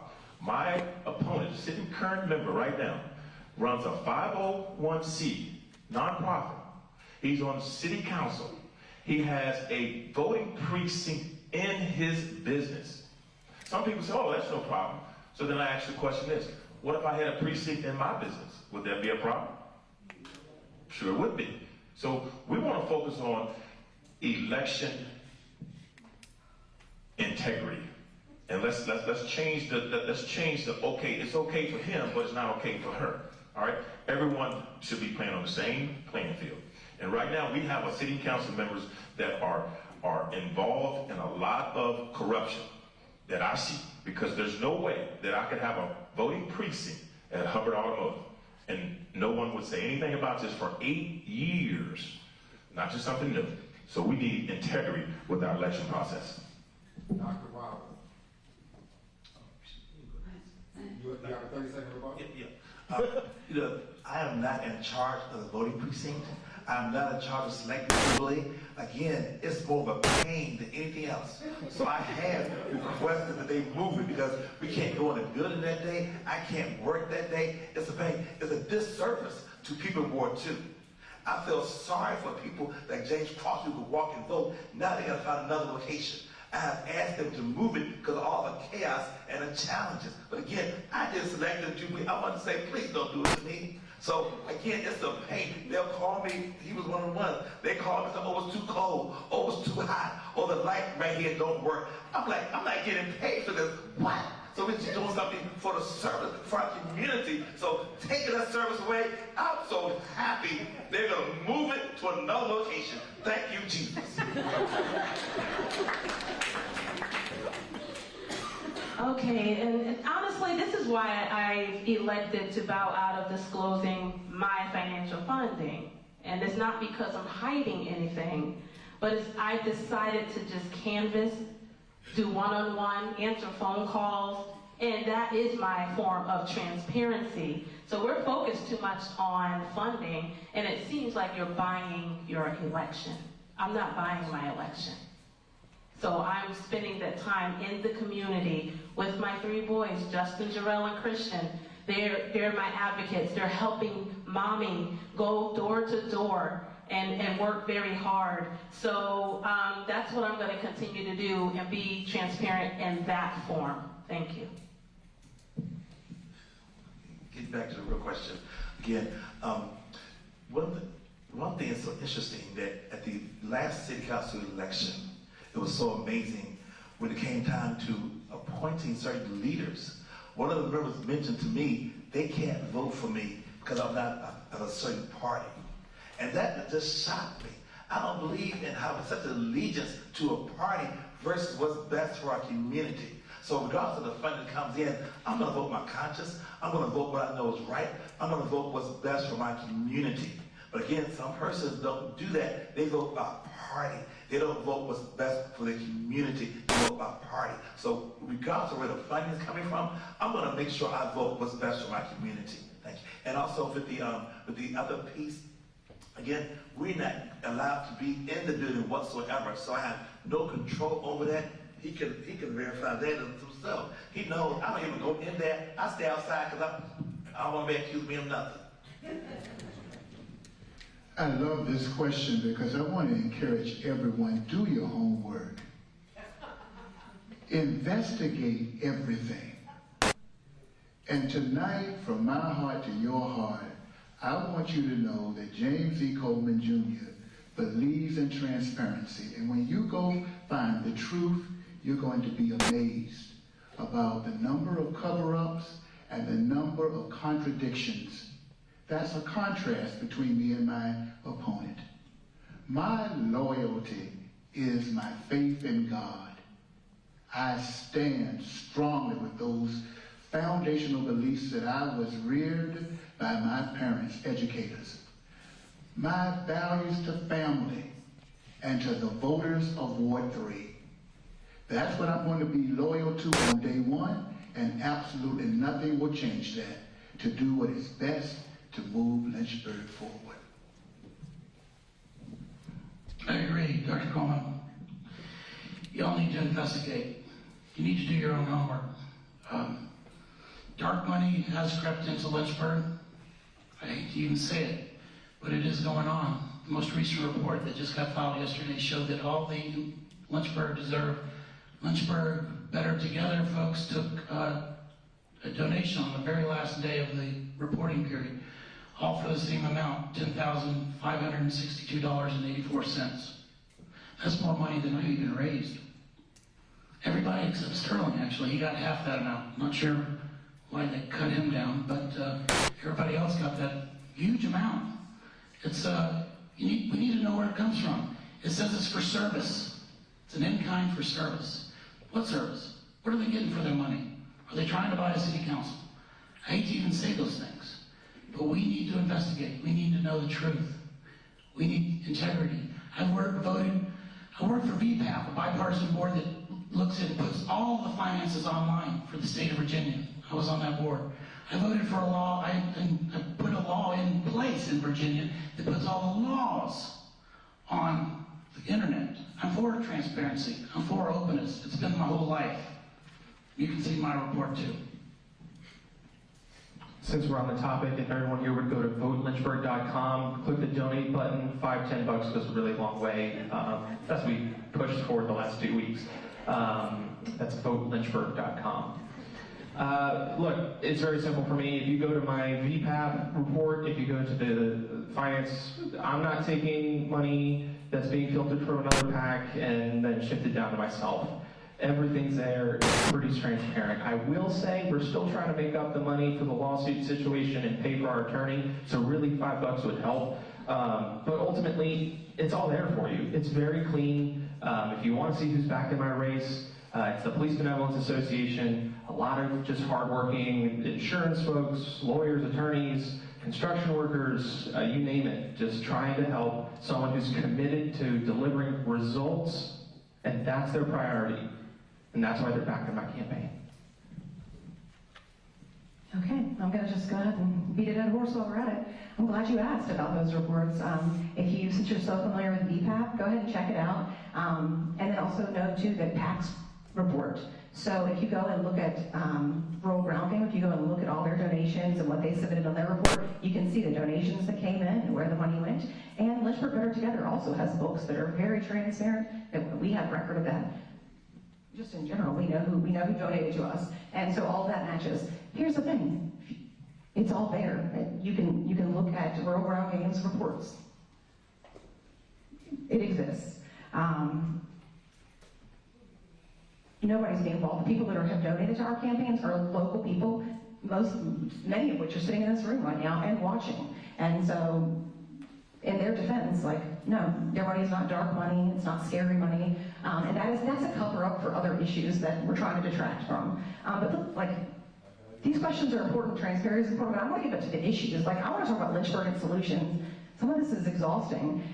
We've all looked at each other's money, we all know where it comes from or where it doesn't come from, or who the donors are and where they are, or who they're not. And some people get donations, massive donations from school board members they appointed. So at the end of the day, it's just all fun.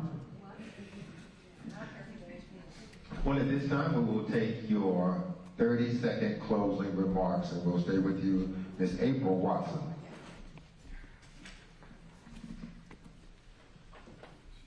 Please reach out to me individually. I'd love the chance to get to talk to you. It's really hard to do that in 60 seconds to really give you a picture of who I am and what I'm here for. But at the end of the day, my biggest priorities are thriving schools, creating communities that exist for children to learn, and really empowering those educators by taking care of them financially. They should be some of the best paid in the region, and they're not. There are lots of roadblocks in the way. Additionally, back to proactive public safety. Those are things that we have to invest in the community. I do believe that it's the government's responsibility to make sure people, don't murder one another. And so there are some real strategies that we can put in place. I've done it for 20 years. That I know have lots of history, and that's something I hope to bring to the dais is a perspective that is people-centered and actually cares about humans and those things. So thank you. I want to thank everyone for coming, watching online. Thank you to our moderators. I know it's not easy. I remember doing one for Delegate Walker way back when, and navigating it is hard, so thank you. Here's what I'm passionate about. I'm passionate about delivering results on the things that matter to you and your families. It's keeping taxes low, making sure we have safe streets, prioritizing educational opportunity in the city, and that's what I'm about. I think the last year and a half, at least for myself personally, has demonstrated that I am not someone who's going to be bought, and I'm committed to delivering results for you. If you want to know more, call me. This is my direct cell phone number, 434-515-2167.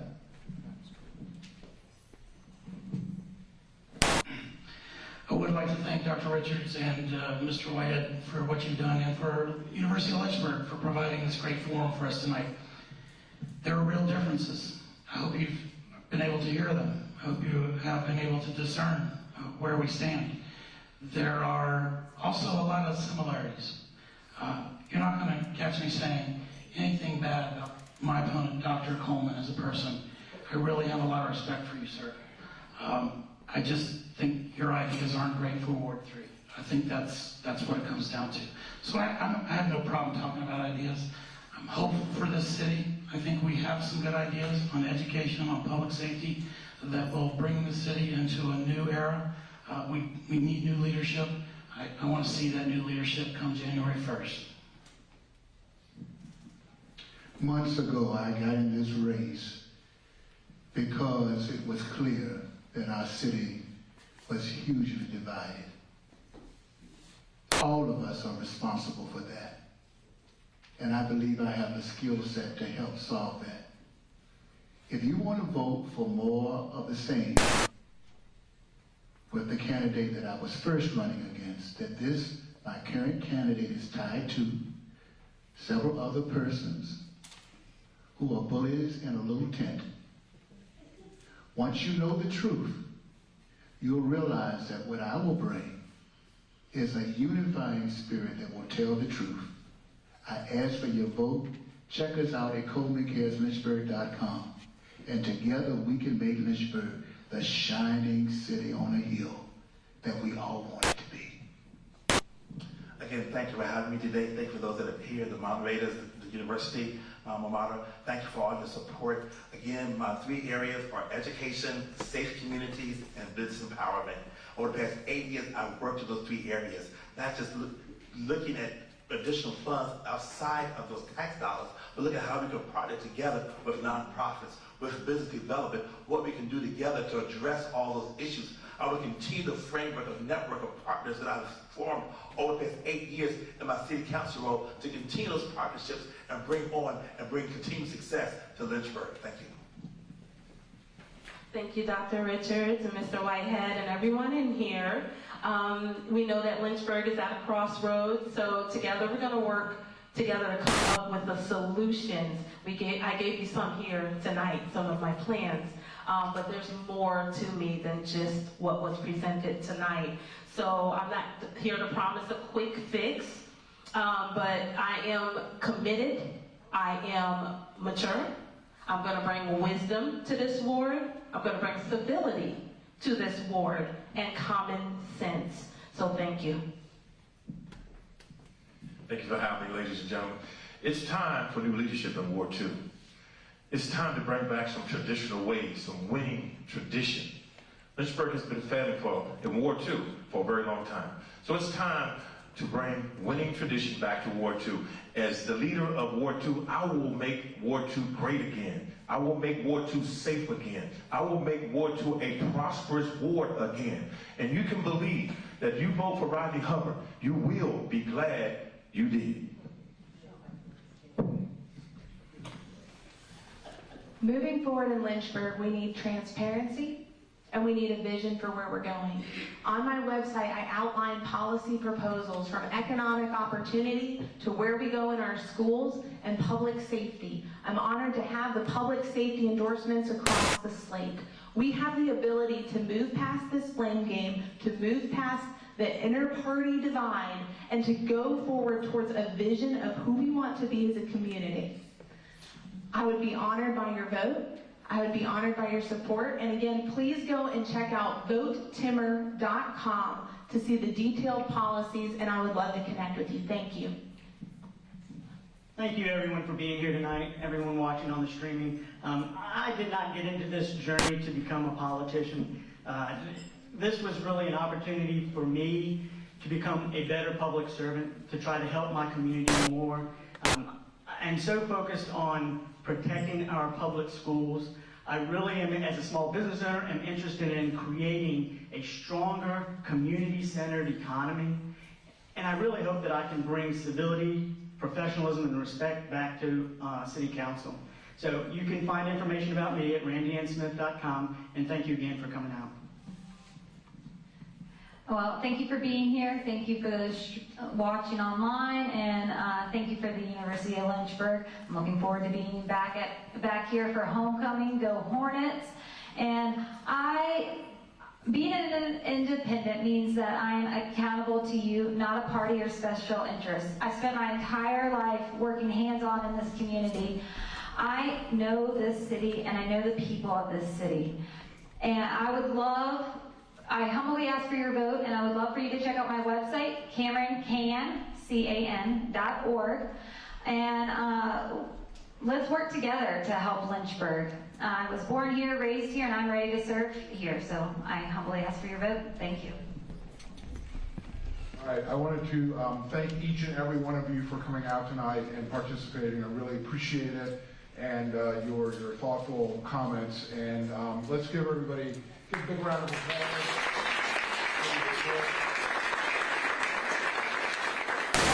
So a couple quick notes. Links Incorporated in the back actually has snacks, because by now, dinner's been a while, so you might be a little hungry.